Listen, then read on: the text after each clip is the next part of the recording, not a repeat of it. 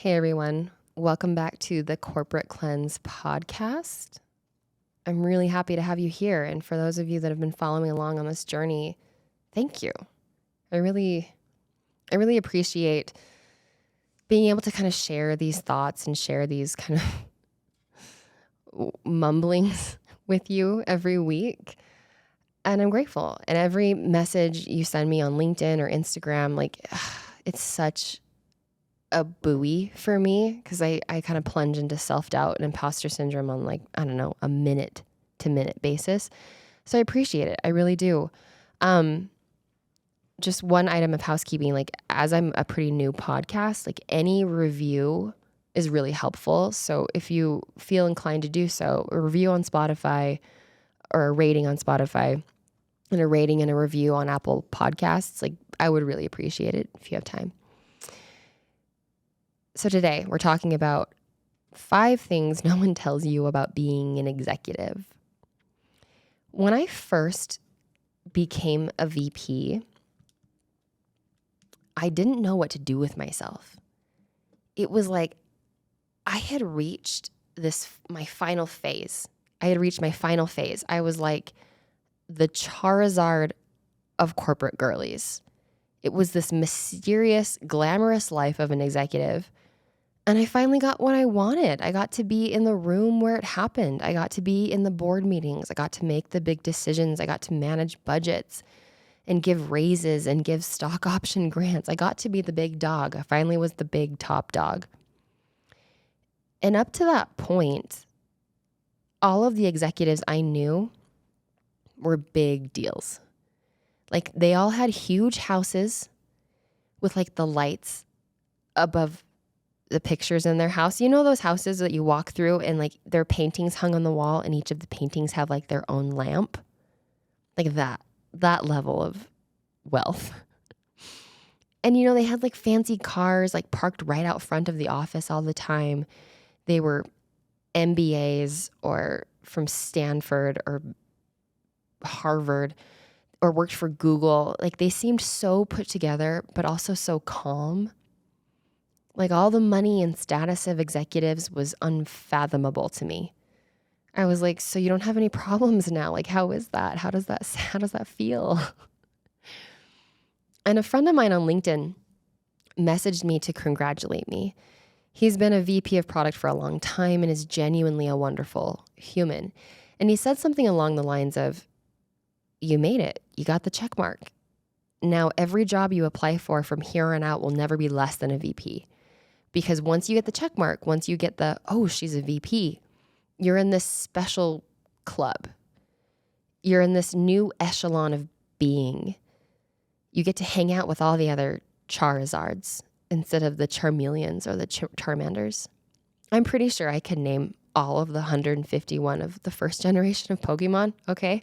I still think I could. I still have all my cards, all my foils. This is a random anecdote, but I'm going to share it. I was an only child, and I had grandparents that lived in Florida. So I got to bring one friend to Florida with me over Christmas. And so my mom was really wonderful and wanted to make sure my friend had a Christmas. So bought us all gifts. She bought us these packets of Pokemon cards. And my friend, who wasn't into Pokemon, got a Charizard foil. The rarest of all foil cards. And I remember I was just green with jealous rage. Michelle, if you're listening to this, I'm still salty. I'm still salty about it. I was into Pokemon. She wasn't into Pokemon. And she got the best card. And I was salty. Anywho, I finally made it into this exclusive club. This club that is kind of like a lifetime membership. Once you get it, no one can take it away from you. And it's been incredible. It was. I never have learned so much in my life. I've never learned so much about business, about myself as a human, about communication, about human dynamics, about group dynamics, about leadership, about empathy and inclusion. I am really grateful for the opportunity I got to enter the ranks that have always felt out of reach for me. The driving forces to want to be promoted to the executive level were money and to be in the room where it happens. I wanted to matter. I wanted my voice to be heard. I wanted to be in the know.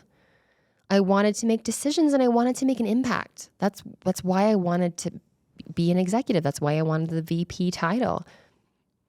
But there was a lot I didn't know. There was a lot I was surprised by. There was a lot I wished someone had told me so I could have been better prepared. And a lot that I don't think many people talk about.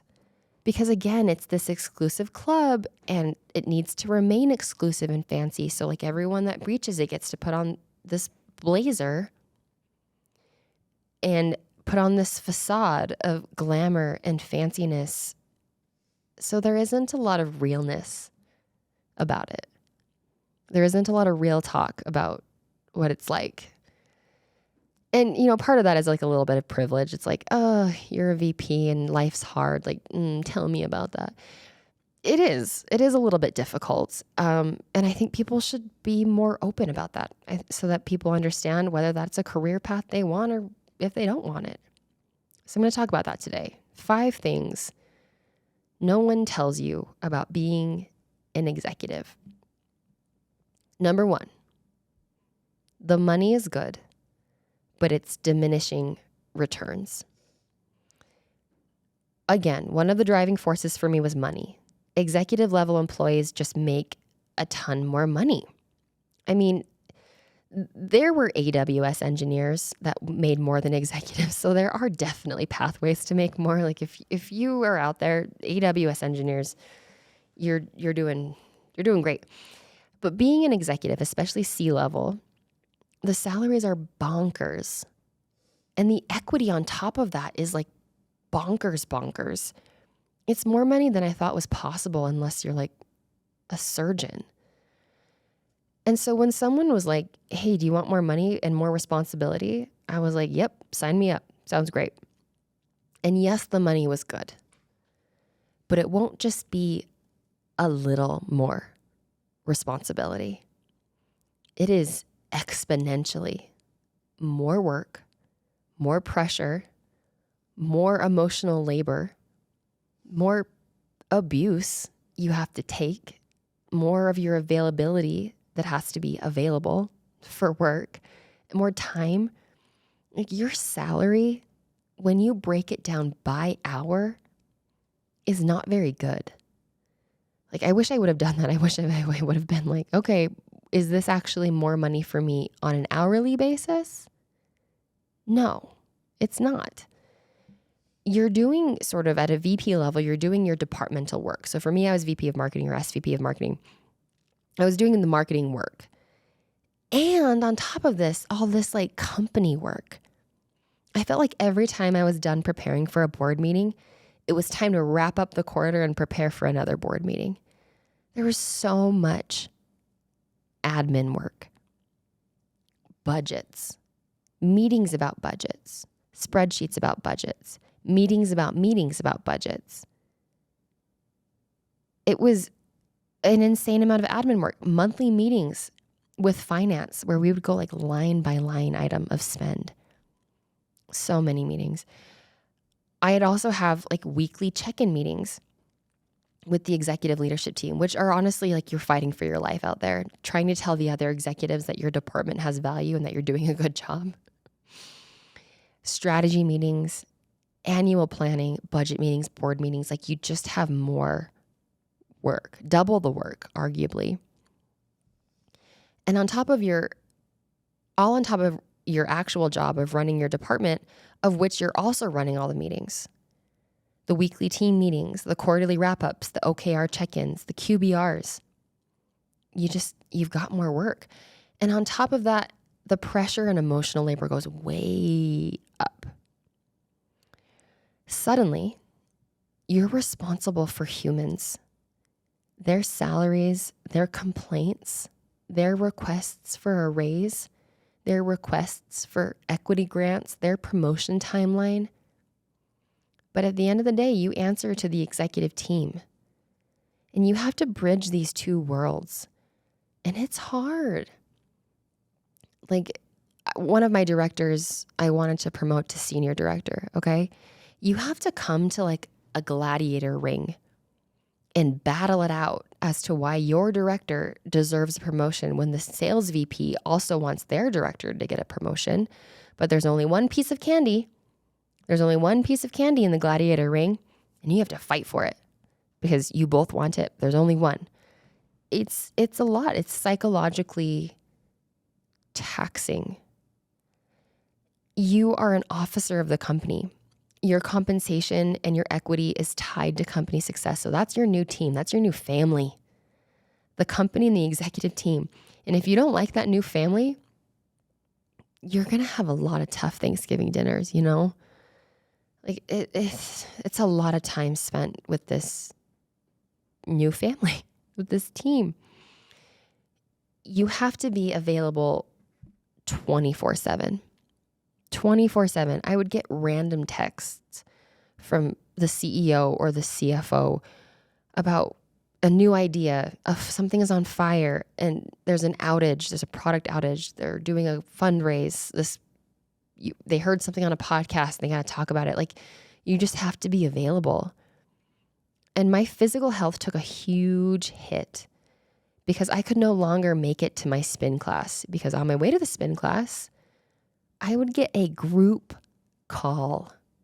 Like, who does group calls anymore? But I would get dialed into a group call to talk through this or that, or a new hire or a new investor or something. You just have to be. You're the new sounding board for the executive team. And it matters. Your voice matters. So it's flattering, but don't underestimate the time, the time and the emotional labor. You're giving a lot. You're just giving a lot more at this level.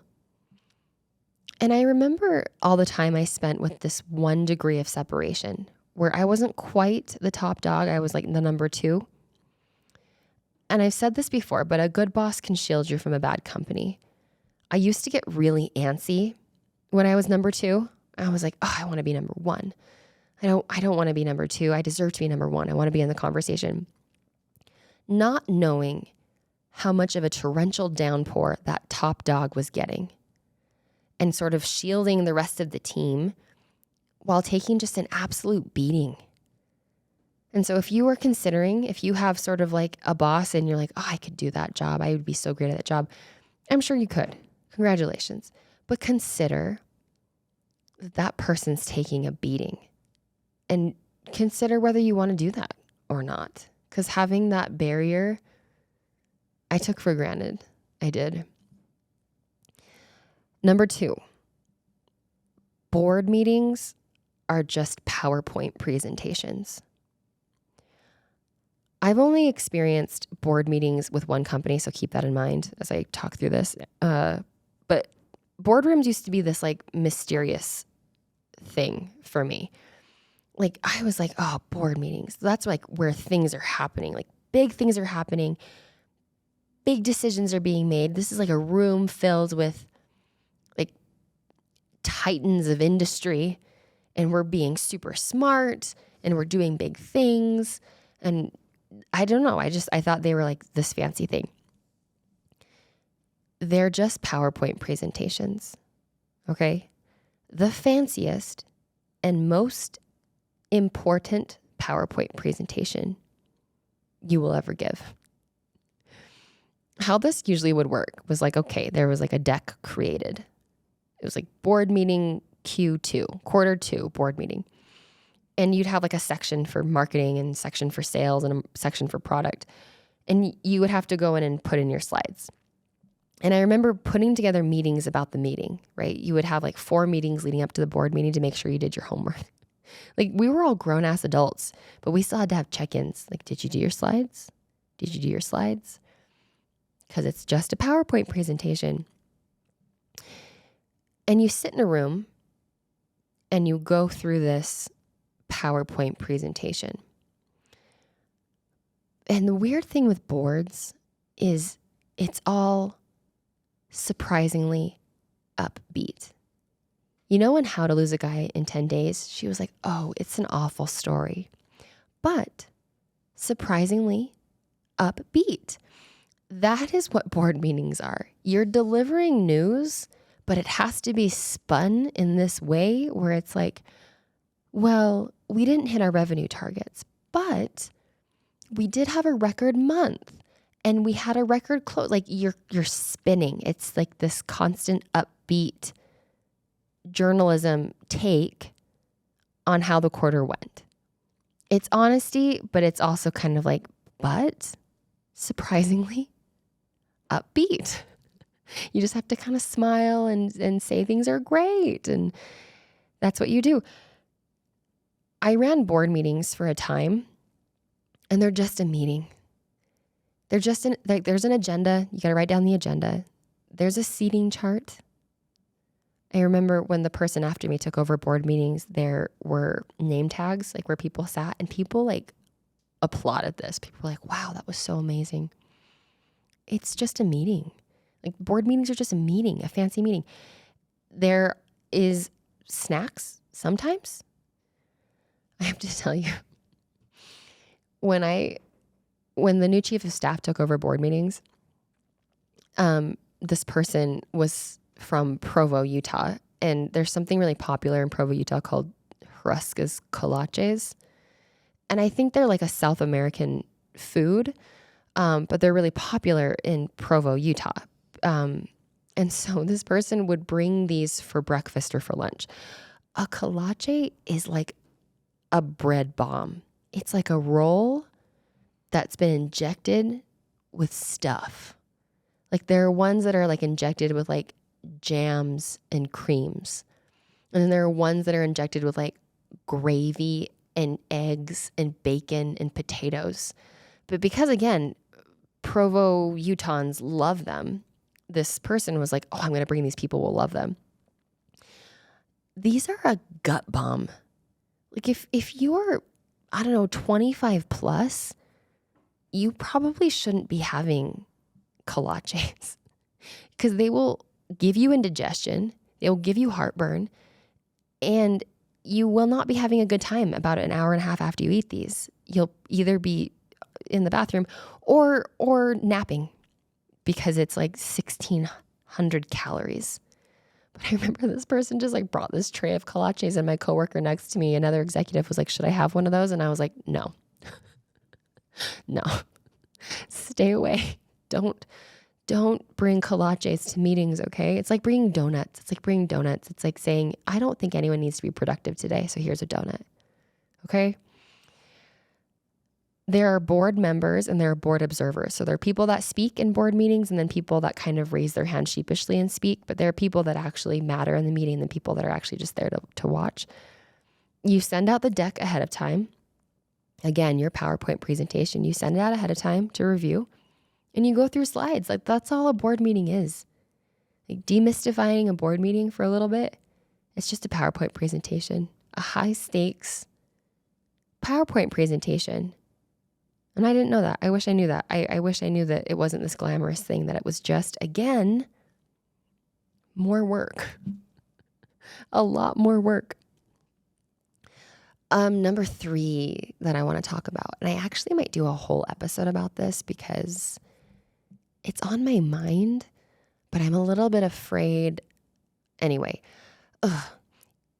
generational divides don't not affect things. Generational divides don't not affect things. They affect things. I'm a millennial. Millennials sit at kind of a weird intersection, I think. Reporting to or being peers with Gen X and some boomers, and they manage millennials and Gen Z, which is a lot of differences. Like those are big differences, just generational differences. I was the youngest member on the executive team, so my peer group was Gen X, and I managed millennials and Gen Z.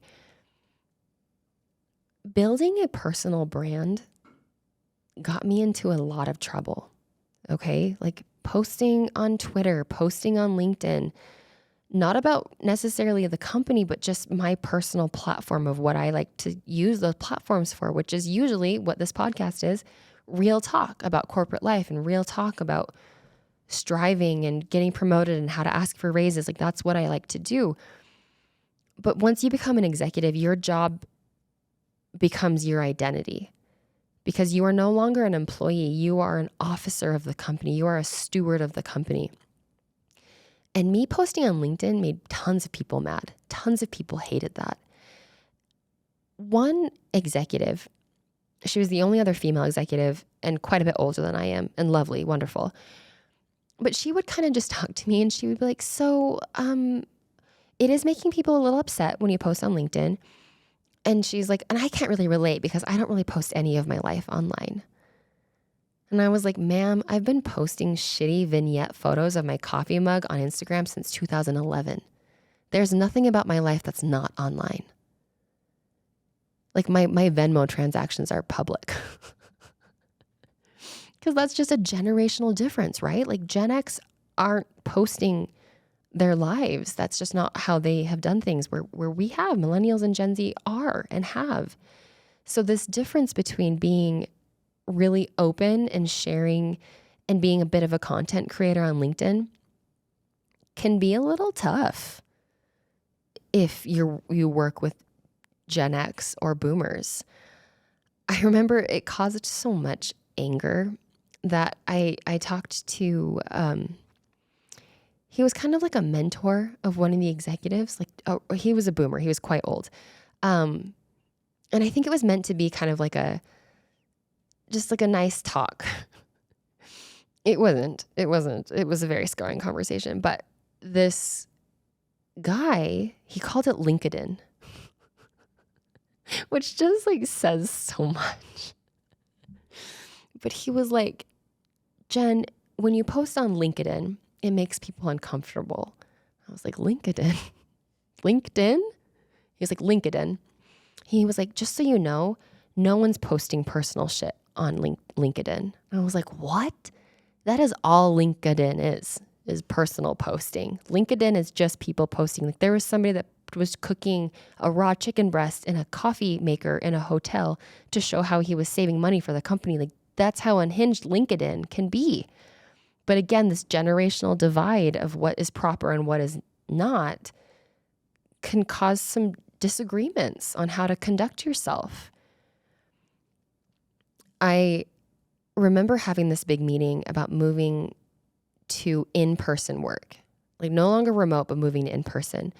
And then like going to like my Gen Z employee and they were just like, no, and like hung up, like ended the Zoom. They're like, no, and ended the Zoom. Like that's the kind of generational divide that I think millennials who are entering this stage of management are dealing with, of how to hold expectations of Gen X and boomers while also trying to be kind of our own generation and also managing Gen Z.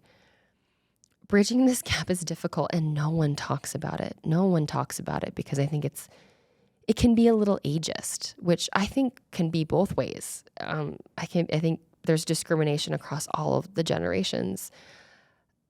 But the guiding principles and the core beliefs between the generations are very, very different. I mean, just think about LinkedIn. They're very different ideas about what LinkedIn is for. I'm going to call it LinkedIn now from here on out. It's just more fun.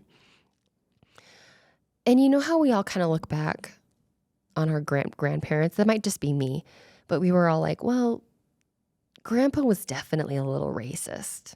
Like, growing up, there were some questionable things being said, but you kind of just say, well, that's just old Pappy, that's just old Pappy. And we just kind of forgive him. Now imagine having a weekly strategy meeting with old Pappy and making decisions on the company's and the employee's future with somebody who has just completely different guiding principles. And again, we don't talk about it and we don't center on like, okay, well, this is my core belief. I see that your core belief is different. Let's talk about this. You kind of just pretend. You kind of just pretend that you were brought up in the same generation, that you have the same lived experience when that's not true at all. It can sometimes feel with these large generational divides at companies really suffocating, I think, because you feel crazy. You feel unseen and unheard and a little bit crazy because it's different. So that was a really huge, I think, realization for me, and that we're going to just continue to run into, and that I wish we had more conversations about. Number 4, no one really knows what they're doing. There's this Michelle Obama quote. Let me see if I can pull it up here. Something, I think it was Oprah and Michelle Obama. I think Oprah was interviewing Michelle and asked if she ever got intimidated sitting at big tables filled with smart, powerful men. And Michelle said, "You realize pretty quickly that a lot of them aren't that smart." I love that quote. I think about it every day. But it's not necessarily because people aren't smart. Like when you get to the executive level, when you sit in board meetings, it's not that people aren't smart. It's that you are just as smart. You don't have to feel this imposter syndrome because the CFO knows more about P&Ls and balancing budgets. Like you also are there for a reason. And you don't have to necessarily go into that with this feeling of inferiority. Because everyone is there. Everyone has their niche of specialty. Everyone knows some things, and a lot of people don't know other things. And that's why you're a team, is to fill in each other's weaknesses, to fill in each other's gaps. So it is absolutely okay to not know everything. You might be expected to know everything, but it's okay to nod and Google it later. Like I did a lot of fake it till you make it as an executive. Like I pretended to know the difference between, I don't know, gross margin and that's a bad example. I'm just saying I was expected to know a lot of things, and I would just sort of like nod and smile, and then I would just furiously Google it later. And that's okay. That's 100% okay. And I bet other people are doing it too. So once you reach these levels, don't be intimidated, okay? You're there for a reason. You're smart, you're intelligent, you know things. And other people are there because they're smart and intelligent and they know things, but they don't necessarily know more than you. And it's a great opportunity to learn. Number 5, you have to play the part. Your personal brand, your thoughts about the company, things you want to stand up for, you can have those. But outwardly, you have to play the part. This is something I wish someone would have just kind of like taken me by the shoulders and shook me and been like, "Jen, you have to kind of put on a fair amount of corporate sheen." You kind of do. At an executive level, you are an officer of the company. Everything you do will be associated with the company. And I wish that weren't the case because I really do love and appreciate my personal brand and what I've built. But it is true. And like, I'd be lying if I'd said that this podcast isn't keeping some employers from wanting to talk to me, from wanting to hire me, because it is me and my personal brand that may not be the best reflection on a company. And that's okay. That's okay for me to acknowledge. That's okay for companies to acknowledge, but it is the truth. There is sort of like a new definition of emotional intelligence when you hit executive level. You got to be calm all the time. Even though there's just like waters of panic flowing in you, you got to just kind of smile, be calm, hang those lamps above the paintings in your home, and just pretend. You have to pretend. You have to be surprisingly upbeat in all things. And it's exhausting to having to inspire people 24/7, but you do. As a leader, you don't really get to like take a break. Even if you have qualms, like when the return to office mandate came down, I did not agree. I vehemently disagreed and was angry about it. And I spoke up. But at some point, as an officer of the company, you kind of have to just sort of smile, deliver the news to your team, and then exit the call. Even though all you want to do is tell those employees how much you disagree with it. That's all you want to do. You want to say, listen, this is the news. I hate it. I disagreed, but it's where we're at. At a VP level, you don't really get to do that anymore because you're a figurehead. You're not just a manager, you're a figurehead for the company. I remember there was a new hire orientation happened every Monday. And you would sign up as an executive to go to a couple of these and like meet the new hires and like talk about company culture, blah, blah, blah. I remember one of the new hires was an SDR, which is a sales development rep. They're typically more entry-level employees that kind of cold call for leads. And I remember one of them turning to me and being like, "Are you an SDR as well?" And I'm like, "Oh, no, I run marketing, but it's like so nice to meet you." And then I had to evaluate. I was like, "What are you looking like, Jen?" And I wish that I could just sort of dress however I wanted, but there is a little bit of a part you have to play at an executive level. And listen, there's nothing wrong with being SDR, okay? But they're typically entry-level employees, and like I must have looked especially young, which doesn't serve you very well. I will be very frank. If you present a little young, it is a little hard. It's hard for you to be seen in a certain light. So I wore blazers. I wore blazers a lot. I mean, I have like 2 blazers, but I would just kind of cycle through them. One of my peers, again, another female executive, told me once that she only wears skirts and dresses to work. And when I first heard that, I was like, what? Like not even a smart trouser, not even a smart pant? What? And I wish that I would have been more curious and asked, because I do think she was right. Even though she is brilliant, she's at the top of her game, she's a very successful executive and has sat on the C-suite for years and years and years, she knows that perception matters. She knows that wearing the skirt or the dress, she likely won't get mistaken for an SDR. She will, my podcast producer, Abby, sweet Abby, just was choking and I needed a pause. Are you okay? But this senior executive I worked with understands the perception and understands the image and understands the facade a little bit. Man, if I had to wear dresses and skirts every day to work, I think I have 2. I have like this like mini blue dress I got from BB in Vegas once for like a clubbing night. And then like a midi pleated skirt from Zara. I have to wear those every single day. This last one, this 5th reason, I think is something that I have struggled with and I still struggle with. I hate this idea that you have to pretend to be something you're not. That you have to maybe not be as genuine as you want to be, not as authentic. But I truly do believe in my core that perception matters. And especially at the executive level, when you enter this company at that title, you are an officer of the company and you need to represent the company in a way that you're probably not familiar with, especially if you've been promoted to VP. It's different. And you have to play the part. So those are my 5 things I wish someone would have told me that were really hard lessons to learn.